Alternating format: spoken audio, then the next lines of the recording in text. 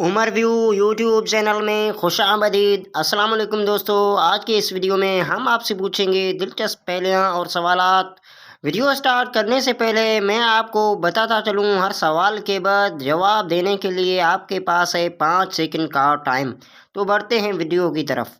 शैतान की किताब किसको कहा जाता है? जवाब ताश को, क्योंकि आज तक उसके मौजद का पता नहीं चल सका। वो कौन सी चीज़ है जो हफ्ते में 4 बार, महीने में 5 बार और साल में 3 बार आती है?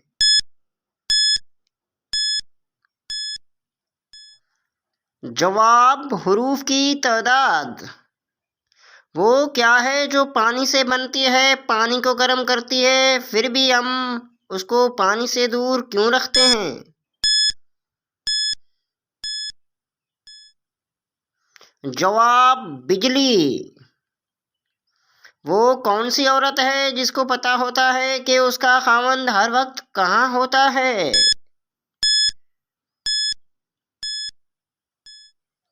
जवाब बेवा औरत।